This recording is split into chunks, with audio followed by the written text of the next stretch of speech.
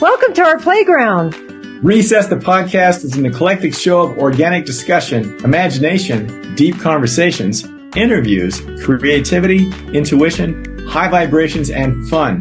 Be informed, energized, inspired, and entertained with me, Jamie. And me, Brian. Ready or not, here we come. Because we all need to take a break. Hello, Brian. How are you today? I'm pretty good, Jamie. How are you?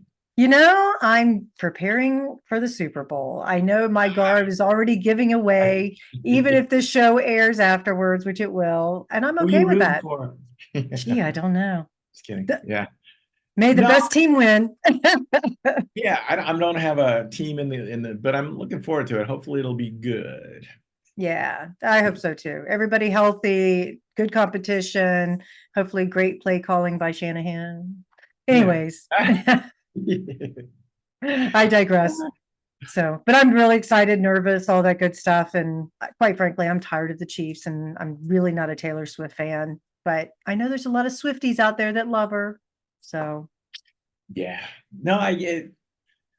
Did you feel the same way about Tom Brady when he was on his roll? That I was tired of him? Well, of the Patriots and then Brady, Yeah. and kind of the same with the Chiefs, you know what I mean? It's Yeah.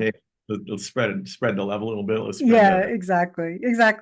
Well, I mean, when Detroit lost, when we beat Detroit, which we didn't play well, if for some reason Detroit had won, I would have been upset that we lost, the Niners lost, but I would have been okay with the Detroit winning because their story is so great.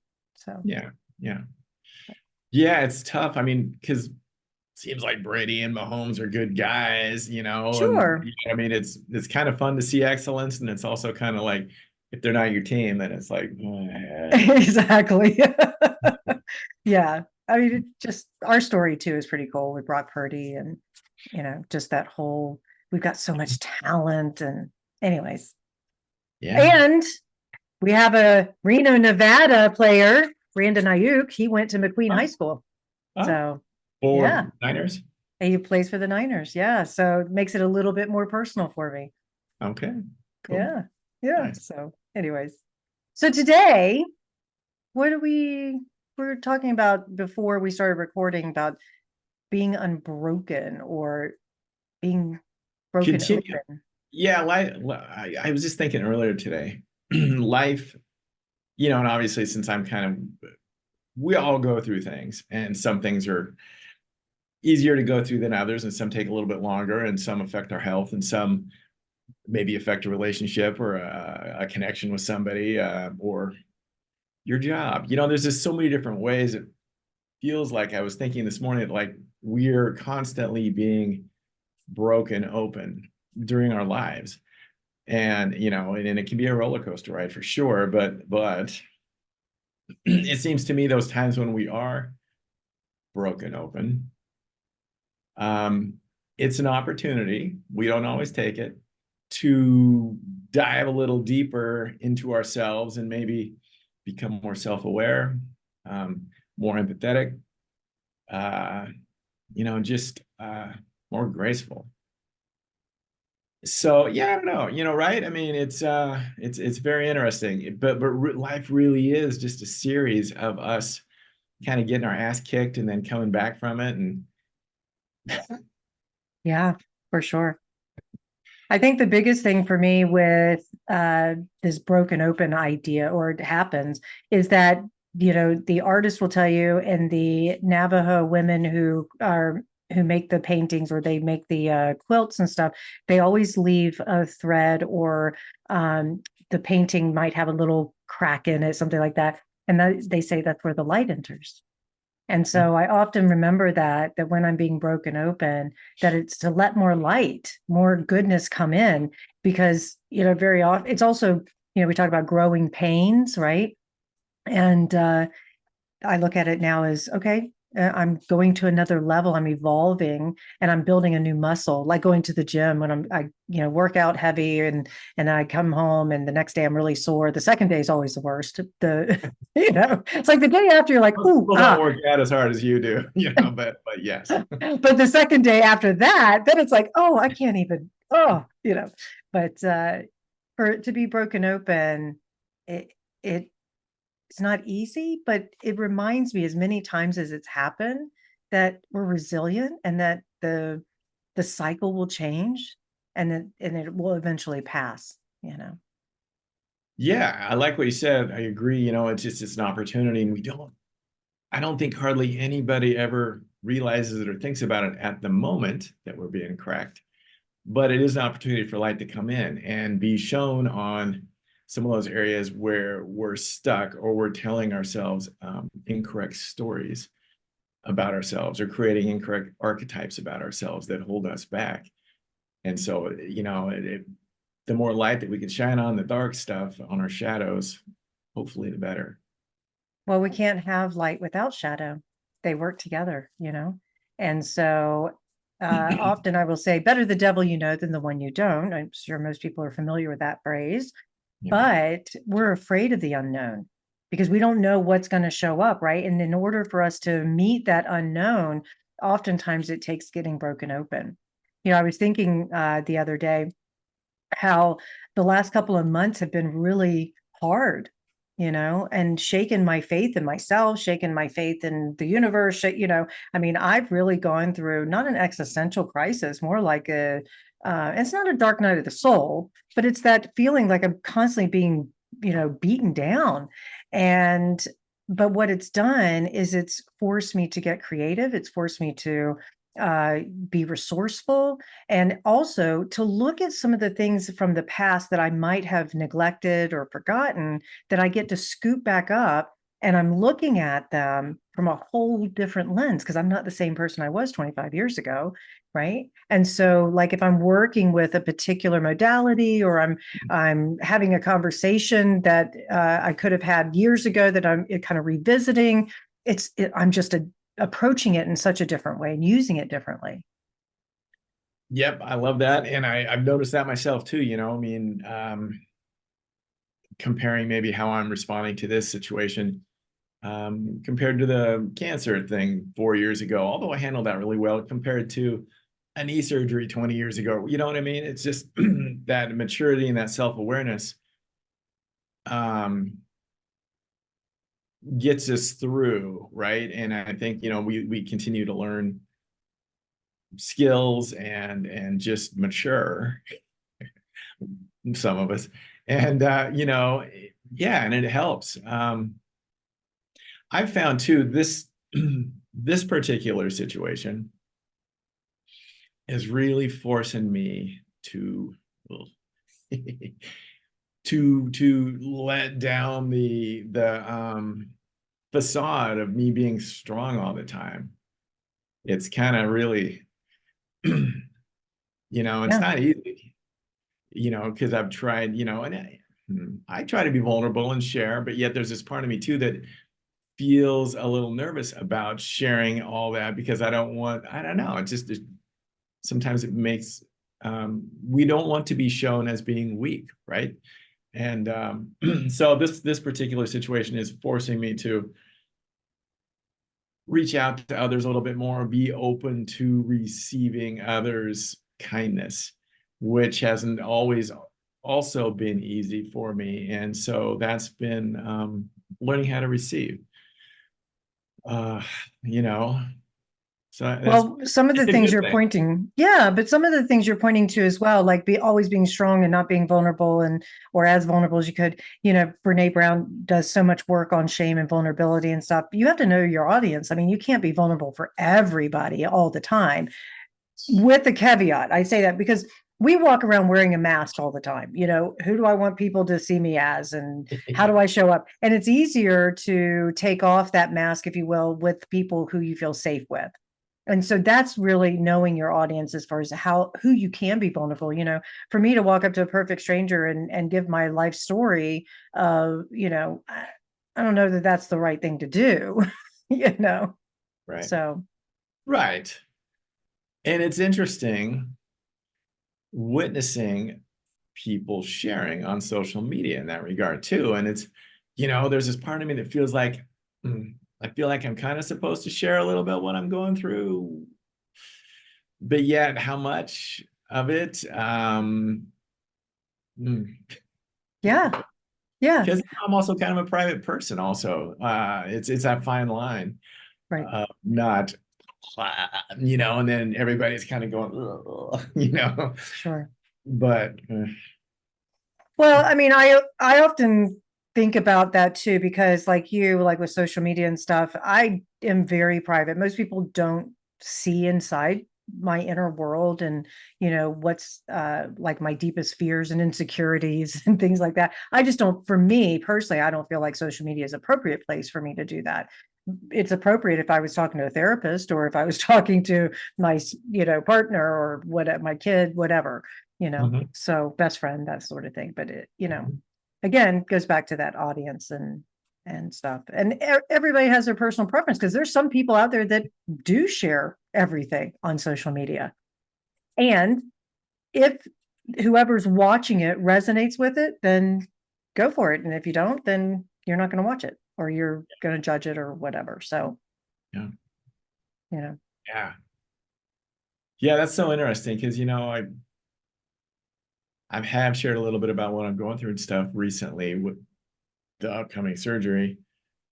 And I kind of wonder, like, was that too much? Was that not enough? What, I don't know. Like, what are people thinking about me? well, I think that's where we definitely can get ourselves wrapped around the axle when we start worrying about what other people think of us, Mhm. to the default or to the extreme piece, if you will, because obviously you want to be thoughtful and considerate of others, and take into consideration your audience, take into consideration how your message is going to affect someone. But if we're worried about, if we tipped the scale so far to the extreme and we're looking for everybody's approval or we're looking for everybody's acceptance, I think then that's where we run into an issue. Yes. No, that's great. And a lot of times you'll get, well, number one, I also don't want to create a victim story around what I'm going through. Right. And sometimes when we share, we open that kind of can of worms up, and a lot of people will kind of sometimes throw their fears your way a little bit, just because maybe they went through something similar or they want to share Right. what they went through, and that's cool. But there's that you got to be careful, Right. you know, um, because I'm not. I mean, I'm sure I'm nervous, but I mean, I feel like I'm handling everything pretty well, and it's a little bit of a roller coaster, but I don't want to open myself up to other people's fears. Mm-hmm. Sure. I remember when I took, this is off a different topic from what you're walking through, but I remember when I was planning to go to Egypt and I went with the Nine Gates Mystery School group. And I everybody I told was like, "Oh, be careful. It's so dangerous over there. Oh, you sure that's a long trip?" And and it was just like, "Wait a minute." At first, when I'm sharing this, I'm super excited to go. And then I kept getting those opinions of like, "Oh, it's so dangerous over there. You could get and it was like started to yuck my yum. Yeah, yeah. But so and those are some people that I actually felt safe enough to share it with and whatnot. I understand its concerns, and they're entitled to voice their concerns. And I still made the decision to go, and I was safe, and it was a great trip. It was amazing. That's awesome. Yeah. So we're going to Yeah. get opinions from everybody. Mhm. And most everybody just means well. Um, I'm going to push here. okay, all right, talk to me. Only because this is one of my pet peeves. I know we had talked about some pet peeves before, but when someone's like, "I just say this out of love," I'm like, Okay. "Oh, Well, yeah, you mean well? Sure. I'm waiting for this one to. I'm just saying this because I love you." Okay. Not always. It's not always a bad thing, but there are some times when we start out a phrase with "I just have to tell you because I care about you," and then it turns into "you're doing this and you're and it becomes this attack, and you're just like, "I'm not feeling very loved right now, but thanks." yeah, what's your definition of love?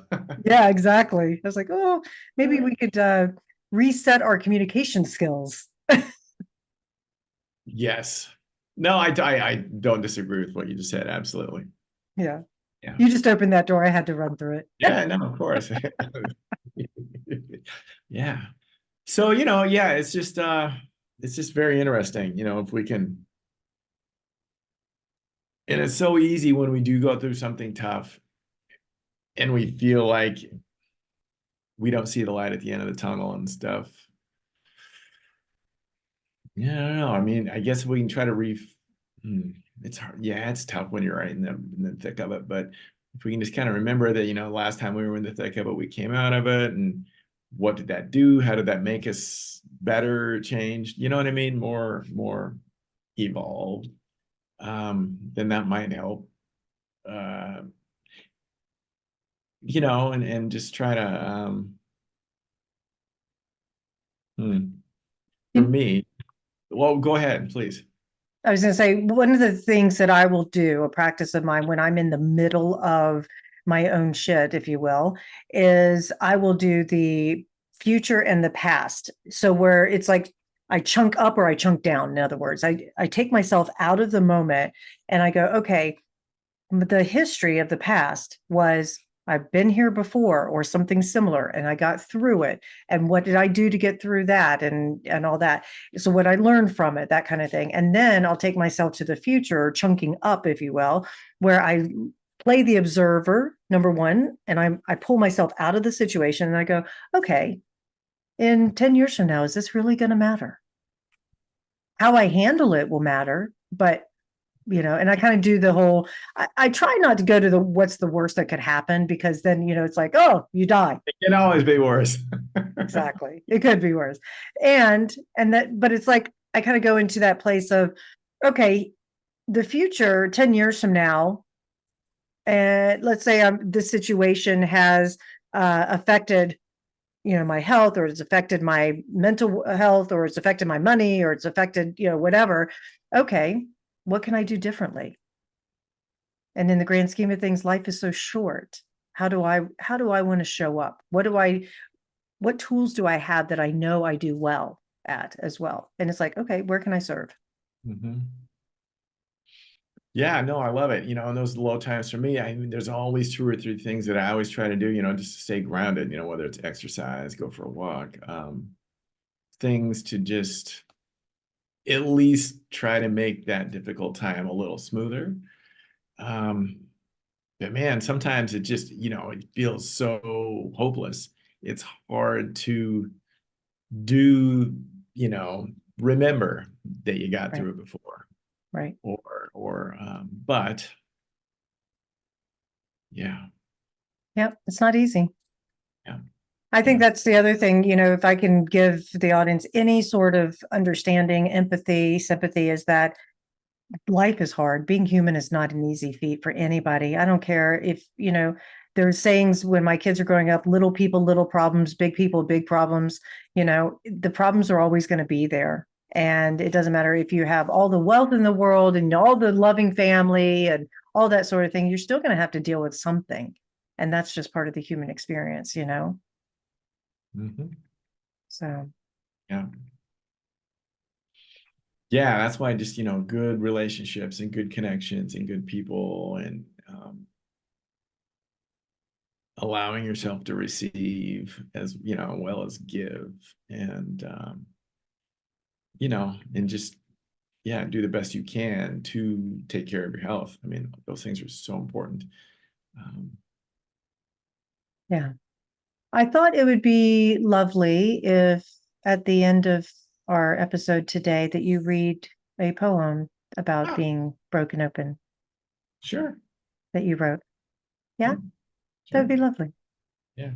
Is it time or we got to? It is. Oh my gosh. Okay. All right.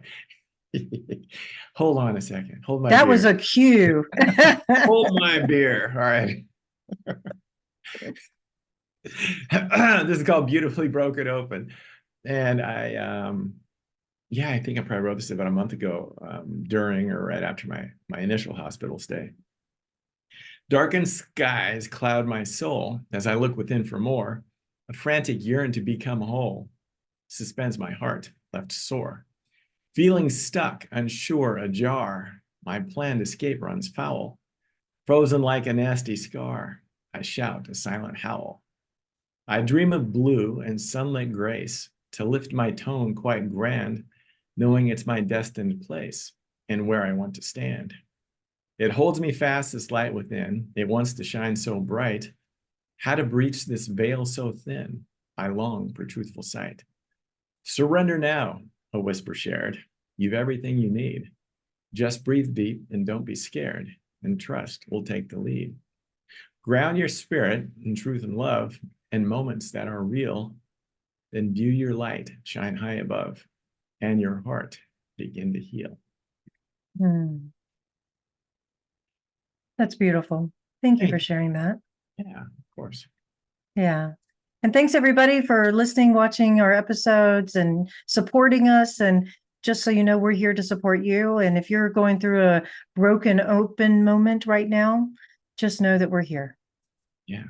Yeah. And that you're not alone. All right, Brian, thanks so much and see you in the next one. See you next time. Okay. Thanks for joining Jamie and Brian on Recess, the podcast, the twice-weekly show of eclectic, inspired, and entertaining discussion. Be sure to subscribe as well as share with your friends and spread the good news. It's always appreciated. If you'd like to learn more about Jamie's intuitive coaching services and creative projects, please go to jamiedon.com.